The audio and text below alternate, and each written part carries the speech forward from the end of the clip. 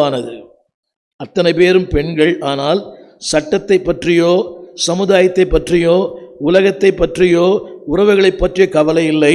அவளுடைய ஆசையெல்லாம் இயேசுவை சந்திக்க வேண்டும். இன்றைக்கு நம்முடைய கிறிஸ்தவ வாழ்க்கையில் நம்ம அதிகமாய் தடை செய்வது உறவுகள், சமுதாயம், அந்த சந்தர்ப்பங்கள், சட்டதிட்டங்கள். ஒருவேளை நீங்கள் பிற மார்க்கத்தில் வந்திருக்கலாம். அதை செய்யாதே, இதை செய்யாதே, அதற்கு அங்கே போகாதே, இங்கே போகாதே. அன்பானவர்களே, இயேசுவை சந்திக்கிற வாழ்க்கையில் எதுவுமே பெரிய காரியமில்லை. கரங்களை உயர்த்தி இயேசு சந்திக்க ஆசைப்பட்டுக்கிட்டீங்கன்னா பணம் ஒரு பிரச்சனை அல்ல, உறவுகள் ஒரு பிரச்சனை அல்ல, உலகம் ஒரு பிரச்சனை அல்ல, எதுவுமே பிரச்சனை இல்லை. அவரை சந்திக்கிற அந்த ஆசை வந்துட்டா உங்கள் வாழ்க்கையே மாறி போகும். கரங்களை உயர்த்தி ஆமேன்னு சொல்லுங்களேன்.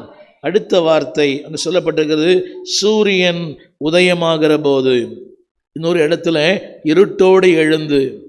என்னை கேட்டுக்கொண்டிருக்கிற அன்பு பிள்ளையே, உன் ஆசை, உன் விருப்பம், உன் வாஞ்சை, உன் தேடுதலை கர்த்தர் நிச்சயம் நிறைவேற்றுவார். அவங்க வந்ததெல்லாம் சுகந்த வர்க்கமிடும்படி. ஆனால் அங்கே வாய்ப்பு இல்லை. அடுத்த வசனத்தை படிக்கிறேன். கல்லறையின் வாசல் இருக்கிற கல்லை நமக்காக எவன் உள்ளே உள்ள கூட போல அவன் எண்ணம் எல்லாம்.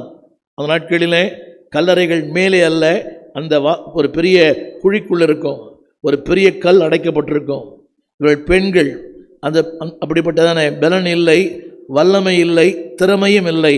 அவங்க சொன்ன ஒரு வார்த்தை என்னை கவனிங்க, ஆசை இருந்தால் தேவன் வாய்ப்புகளை தருவார். தேடுகிற அந்த எண்ணம் இருந்தால் அதற்குரிய நன்மைகளை தருவார்.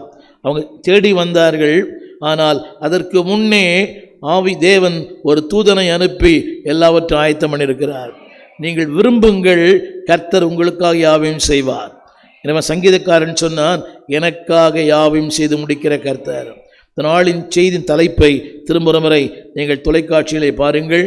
உனக்காக வாழ்வின் கல்லை புரட்டும் ஒரு தூதன். உனக்காக தேவன் உன் வாழ்க்கையில் அக்கறை உள்ளவர். உறவுகளை விட, குடும்பங்களை விட, நண்பர்களை விட, அதாவது நேசிக்கிற எல்லாரை விட உனக்காக அக்கறை உள்ள கர்த்தர்.